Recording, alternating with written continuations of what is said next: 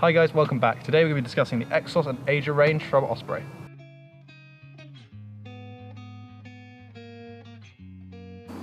So Osprey believe that having an ultralight pack shouldn't mean compromising on support and comfort, and that's certainly where the Exos steps into the game. This is a really awesome pack, perfect for carrying heavy loads, but the bag itself is extremely light. We're still seeing all the premium features we expect from Osprey, although a few of them are slimmed down to make this bag as light as possible. But the overall build quality is exactly what you'd expect from Osprey. It's a really awesome pack, it's a good load carrier, and we're going to get into it a bit more in depth right now. So before we get into the nitty gritty of the sort of in-depth information in this pack, it's worth talking about this pack as a whole, the range it's in. So this is the Exos, which is the men's ultralight pack. You've also got the Eja, which is the female version, and both packs come in a 38, 48 and 58 size. This here is the 38. And they all come in two different back lengths as well, so really important when you're choosing a rucksack to get it fitted properly and make sure it's the right size for you. This one here is the medium to large. So let's move on to the back of the pack, and this is the suspension system. So this is where the magic really does happen. It's what keeps the bag comfortable, and it's what allows it to fit you properly. So we're met by an airspeed system, which is a mesh which covers the rigid metal frame that this bag has, and then you're met with sort of a turned away back to allow for airflow to come through the back, and that's to try and prevent sweatiness on your back, but also to allow a little bit of extra comfort for you as well. We'll show you a close-up in a second of that, but basically the whole back system sits off your back. All you've got against you is this mesh system, and it just allows for a really nice, pleasant walking experience. Coming down, you've got two really good hip belts here. Both are well padded, and they're also well ventilated as well. So this isn't just one piece of foam, there's lots and lots of holes in this to allow for airflow and try and prevent any sweatiness. And where there's no need for material, there is no material. So they've got a little cut here. That piece doesn't really sit against your hips, so it's not really necessary. So they've cut it out, saves a bit of weight. Moving up, we've got our adjustment system. Really, really important part of the rucksack, and it's what allows us to get this pack to fit us perfectly. This is 3D printed, and it's really, really light. It's just basically a plastic notch system. And all you have to do is ping out the little plastic tab, slide it to where you need it, and push it back in again. We'll show you a close-up of that as well, but it's a really nice, simple way of adjusting the rucksack, and it's certainly far simpler than some of the old systems we've seen in the past. I'm a real fan of it. It makes adjusting this pack on the fly really, really easy, and it allows so much versatility when it comes to fitting these packs as well. Moving up to the straps, you're met by a really good amount of padding in the top of the strap. These are fully adjustable like you'd expect from any rucksack, and obviously have a chest clip on as well. Just because this pack's light doesn't mean they sacrifice comfort.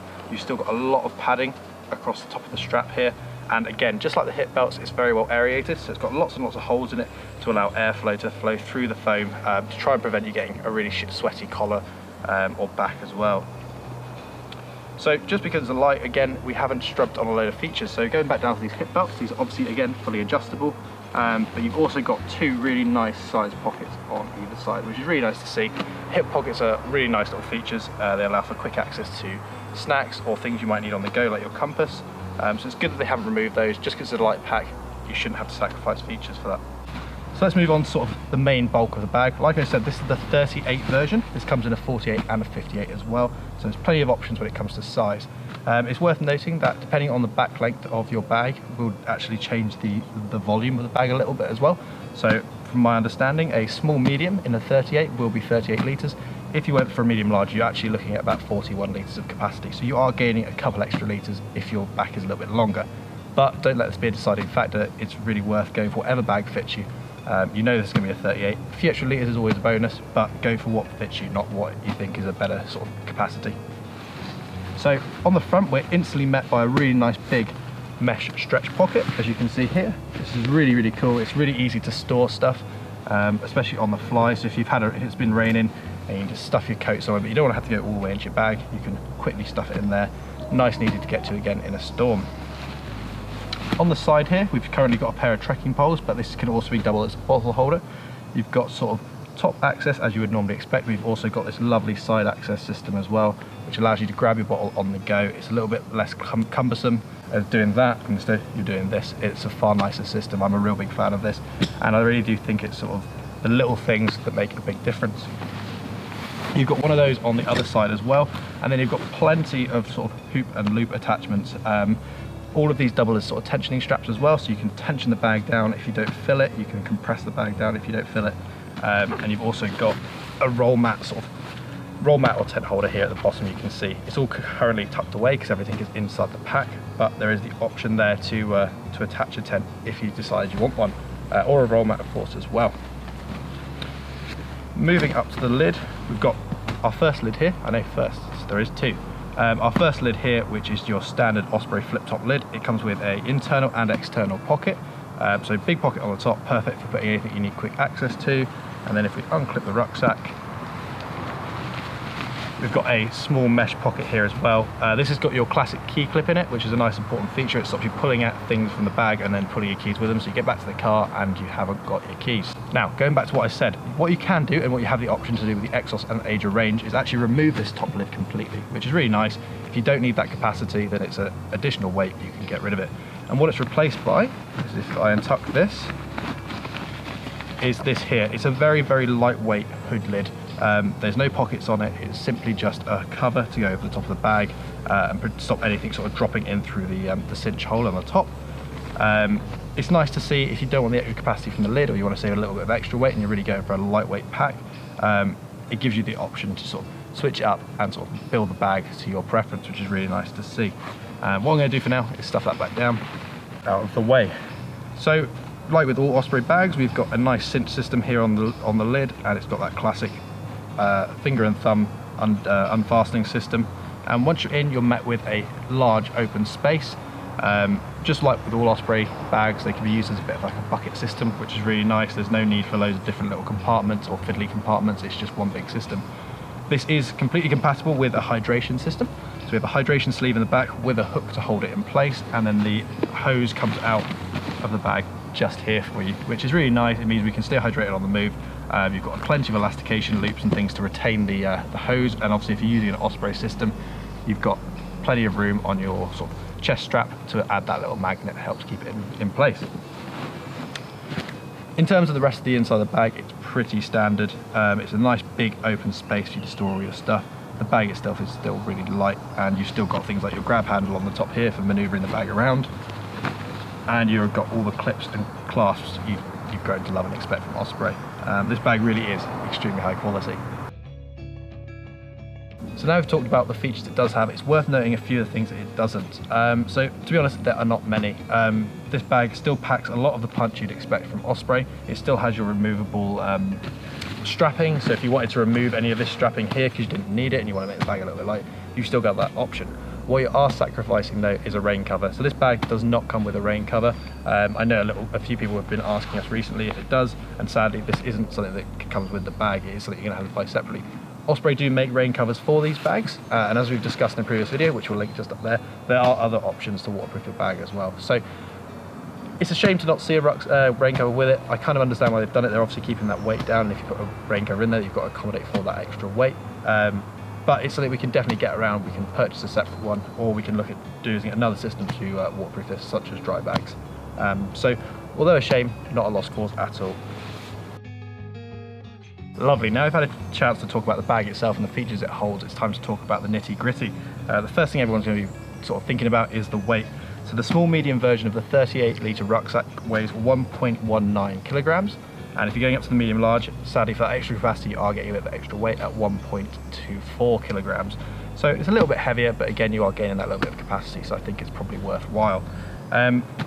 Just because you've gone for an ultralight pack shouldn't mean you have to substitute durability, and this bag certainly doesn't make you do that. The face fabric is 100 denier, so it's really durable. It's going to be scuff and abrasion resistant. It's a ripstop nylon. Again, it's going to last a long time, and you are backed by that almighty guarantee that Osprey are well known for. So if anything goes wrong, any manufacturing defects, you can pop it back to either us here at Taught Leisure, or you can get in contact with Osprey themselves and they'll help you get that problem sorted out. While on the subject of materials, it's worth noting this is 100% recycled material. It's really good to see companies going in this direction, and nice to see Osprey is following suit. It's worth talking about what this can carry. Osprey's recommendation is about 9 to 11 kilograms, so if you're looking for an ultralight pack, you're probably traveling quite light anyway, so I don't think that's going to be any kind of restriction for you, but it's worth knowing 9 to 11 kilograms is what they recommend you carrying in this bag. So who is this bag for and who is it not for? Well, I think the first question to answer is who is it for? And it's for anyone looking for an ultralight rucksack that still has a really good capacity and plenty of features as well. What Osprey have done here is really awesome. They've built a really durable, lightweight rucksack which really doesn't sort of sacrifice comfort for those measures. We are still met with an awesome back system here, which can provide plenty of comfort for long treks. We're still able to carry a substantial amount of weight there at 9 and 11 kilos, and we're still seeing features like our hydration bladder, bottle pockets, stretch front pockets, hip pockets, places to pop our hiking and walking poles. There really is an abundance of features on this bag for its weight. So if you're in the market for a lightweight pack, but you don't want to substitute any of your really nice features you expect from Osprey, this could be the option for you. So now we've discussed who it's for, it's time to look at who it's not for. It's very much a personal preference. This bag is obviously extremely light, and what comes with a light pack is the low carrying ability. So 9 to 11 kilograms is still ample for anyone looking to fill a 38 litre rucksack.